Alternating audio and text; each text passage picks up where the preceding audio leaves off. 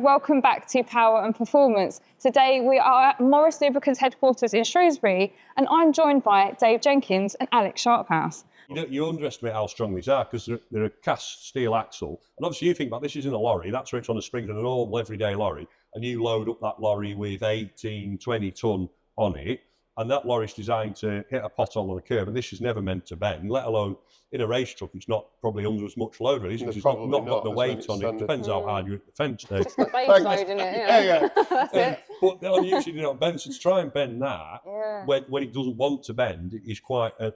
What kind of temperatures are you looking at to do that? Hot, sweaty. Very specific. Pepper pots back. But, two great big pepper pot nozzles on there with the whole thing glowing built a brick hot. forge round it with fire brick to contain the heat. Because the trouble is you don't want the whole thing to be red, because when you start pulling on it, you don't want it to twist here. We need it to know we where need the bend exactly where we need it, and the same in there. And we have a 100-ton press at home, and we had it in the press, but the press wouldn't bend it cold, would it? We tried that, it wouldn't have it. No. So you had to have it hot in the press as well to do it.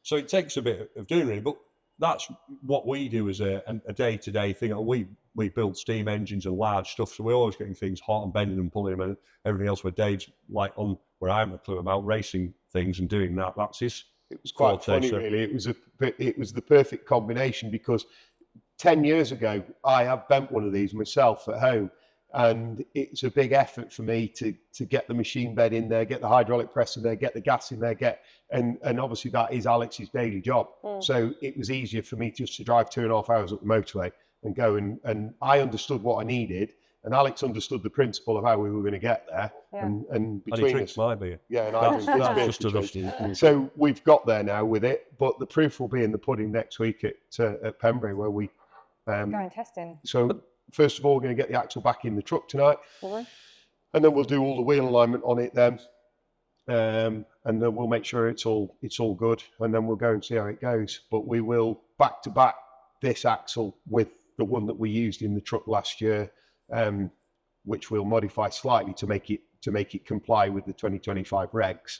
And then once we take that one out, we'll put this one back in. So we've got quite a few guys coming. We've got 2 days at Pembury on Friday and Saturday, which is like media testing and championship testing. But because we're going there, we've booked an exclusive test for the Thursday, so we've got the place ourselves on Thursday. So we're hoping for some good weather, and it's going to be quite a pressurised environment for us because the time constraint's so tight to get the job done. So what are you expecting the differences to be for you when you're going around that circuit? So ultimately, principally, it's got to be compliant to the new regulations which have been introduced from a safety point of view. So that was why they've reduced the kingpin inclination. The angles come back to a maximum of 30 degrees installed. So that's what we've got to work around. And then we've got to try and get some performance back into the truck then, which is why we've bent the negative into it now. So hopefully it's to get it back to be as good as it was last year to start with, and then after that to make it be better still. So what it will do is hopefully improve the frontal grip, which means we can carry more speed into the corners, and it should take the load off the outside edge of the tyres, which especially at Thruxton, where you struggle, like on a very fast circuit like Thruxton, you've only got a left front tyre for 2 or 3 laps. After that, the tyre literally starts to break up because it can't cope with it. So the negative camber should take the load off the outside edge of the tyre, should help us in that circuit, but it will help us everywhere. But the problem with racing cars or racing vehicles of any sort, it's a constant trade-off about balance all the time. So if we have, reinvented the wheel here and fixed the front end, and we've got something with loads and loads of front grip now, the problem then straight away is going to be that the back won't support it. And then we're going to have a knock-on effect, so we might end up going slower before we go faster. What's my excuse anyhow? But this isn't the only big development that's gone on with the truck this year. We've also done some things with the way that the steering's actually operated, and that's going to give us all sorts of good and bad.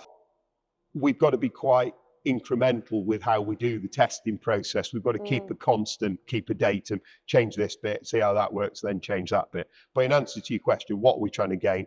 Trying to make it legal to start with, so it complies with the new regs, and then we're trying to make it be faster than it was last year in terms of the cornering speed. And you're going to be there?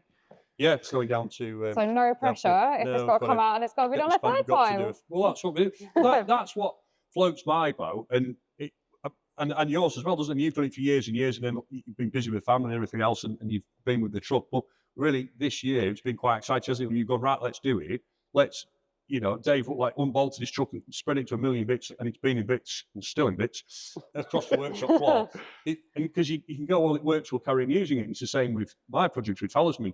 Yeah. Talisman's in 1 million bits across the workshop floor, and it's like the start of the season now. It's like, what have we done? But that we've got that inside it. You want to make them better. You want to alter them. You've got little things that you don't like. You want to try and do better. And it's that research and development to move forward, which is really what probably floats your boat, the building of them, doing it rather than just using them. For one, we're not super wealthy people to just go out and buy a fantastically ready to go race truck or a ready to go steam engine or whatever else it is.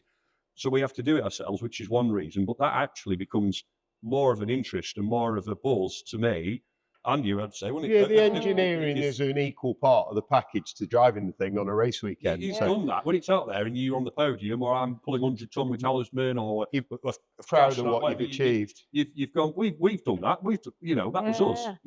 With our friends and family, we have done that. We've been really lucky. We've finished second in the Trot Racing Championship for the last 4 or 5 years on the trot, and there's two problems. One, I'm bored of finishing second, and two, the competition's coming on massively. We wouldn't just go racing this year and come second again this year because the strength of the competition is gaining. So we've got to try and get ahead. You've got that fire in your belly for it. Oh yeah, I'm absolutely mad for it. Yeah, definitely. We're up for it. So we've been busy. We've perhaps got a little bit complacent with where we've been. And so this year I've decided to, literally like Alex says, we've ripped it to bits. We've tried some ideas. If it works, we'll be proud of it. If they don't work, we'll go away and scratch our heads and come back and fix it again.